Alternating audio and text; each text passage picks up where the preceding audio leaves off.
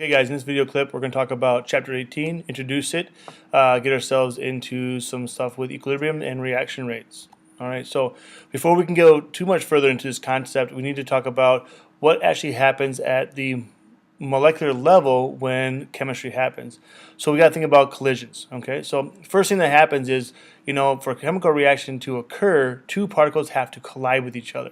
Now, when they collide, you can't just have any type of collision. You have to have two parameters that must be met. The first parameter is they have to be in the proper orientation, okay? Which means that they can't just hit each other anywhere. You need to actually collide with the right atom facing the other right atom, or the right atom hitting the right bonding area to actually break apart bonds. So, for example, down here, we see that the white sphere, if it comes in and collides with this double bond, can actually break this double bond up and create chemistry. But any other type of collision that happens between these particular two molecules would not create chemistry. So our first step is you need to have the right orientation. Now, we don't have a lot of control over orientation unless you start getting into organic chemistry and manipulating molecules. But for a typical general chemistry scenario, what we try to do is just have as many collisions as possible. That way the chances are, or the probability of the right orientation goes up. Now, once you actually have the collisions happening, they have to have enough energy to make that reaction happen. So the second parameter is having enough kinetic energy. If you look at this graph, you should recall this being a Maxwell distribution curve, where if you take a sample of particles, they have a distribution of energy, or basically speeds, at a given temperature. So here's your number of particles on your y-axis and energy on your x-axis.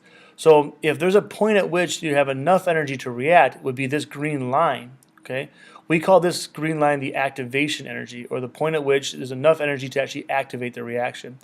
So in this particular scenario, if these are all the particles that exist in a sample, and all these ones that are light blue, they don't have enough energy to actually react. So it doesn't matter what their orientation is, they're just not going to react because there's not enough speed there. There's not enough violent enough collision to make this thing happen. However, we do have a few particles over here that do have enough energy to react. So this reaction can run, but it would run very slowly and actually would diminish very quickly over time because these higher energy particles would leave first from that reaction.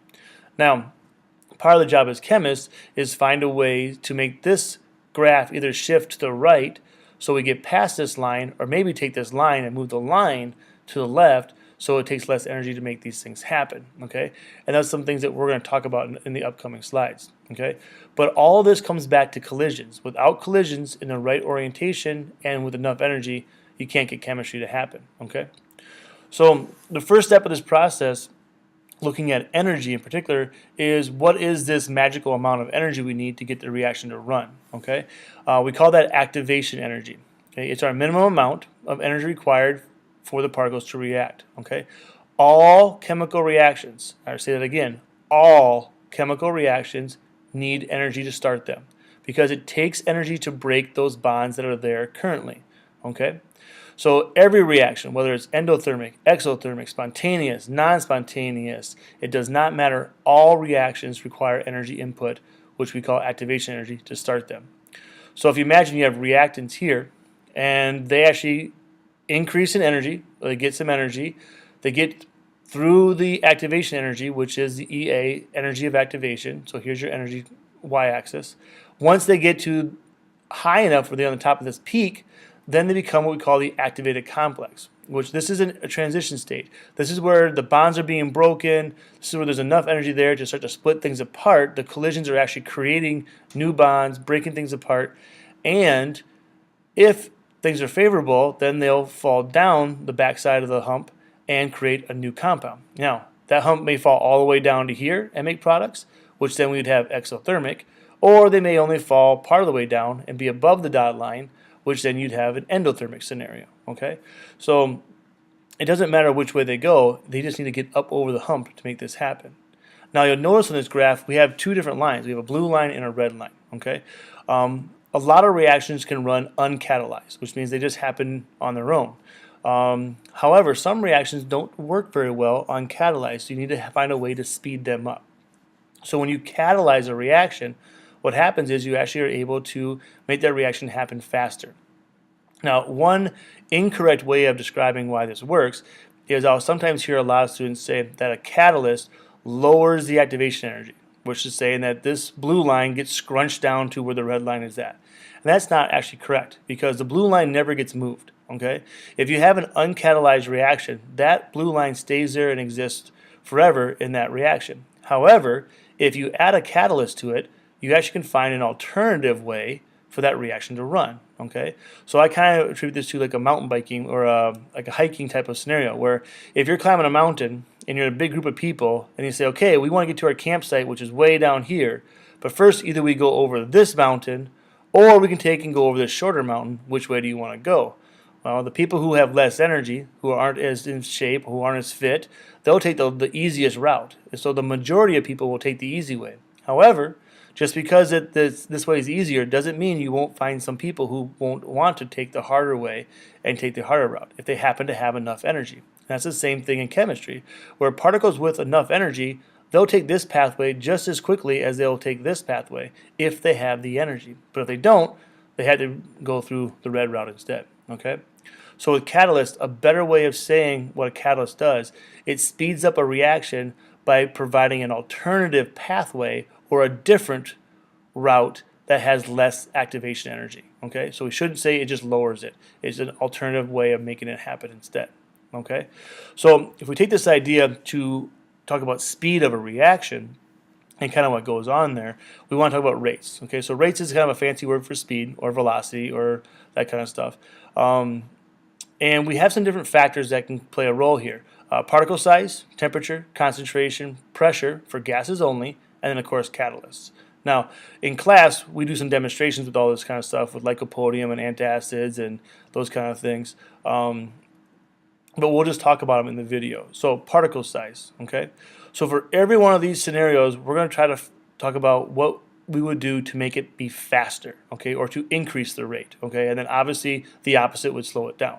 So for particle size, that's an inverse relationship. So you want to have very small particles because the more particles you have, or the smaller they are, the more surface area you have. The more surface area, the more collisions you get. The more collisions you have, the more likelihood you have enough energy and right orientation to make it happen.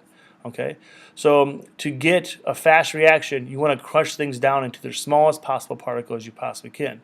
Okay, you don't want to take the mass away. You want the same amount of mass, but with smaller particles. Now, opposite of that is temperature. So if you want a reaction to run faster, you usually want to heat it up. Okay, so if you give things more energy, make them hotter, the reaction runs faster because they now have more energy, so a greater proportion of them will be able to react. Okay, we actually can look at this graph to kind of show that. So we have temperature 1, which is cold temperature, temperature 2, which is a hot temperature. So if you look, if this line represents the activation energy or the energy it takes to react, the hotter particles have a much bigger amount of particles that can react versus the colder one, which is much smaller.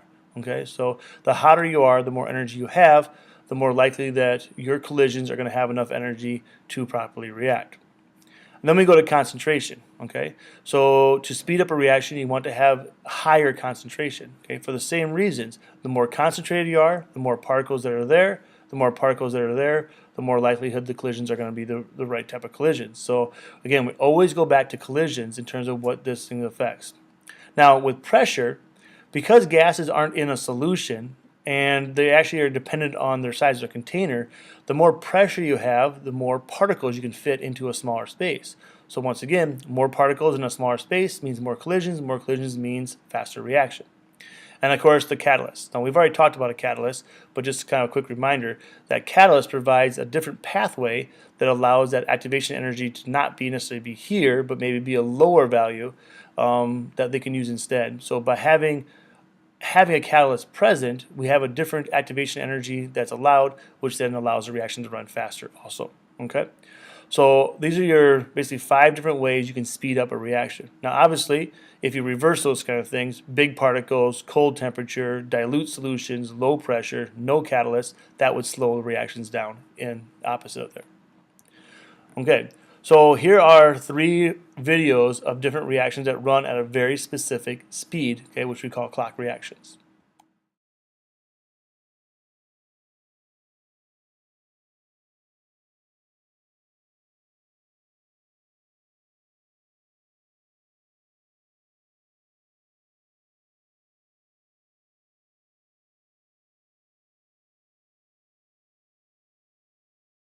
Okay, so that's the first one.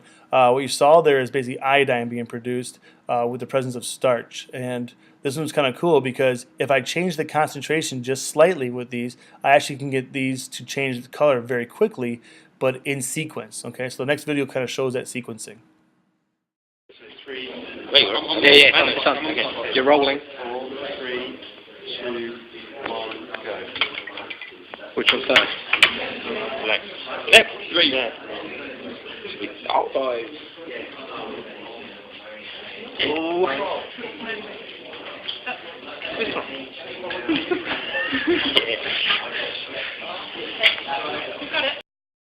All right, and then finally the third video takes it to one step further, where not only is it a clock reaction because it happens in a certain amount of time, but it's an oscillating one that actually allows the reaction to run back and forth in two different directions at the same time.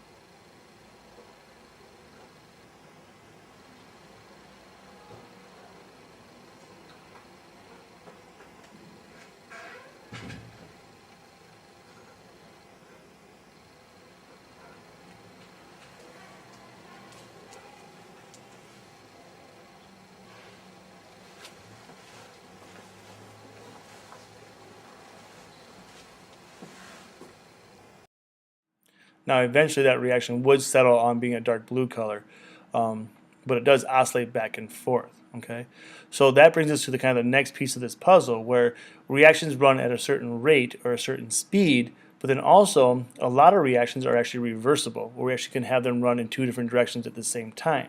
Okay. Okay, guys, we're going to end it right here. The next slide gives you more detail onto equilibriums. Thank you.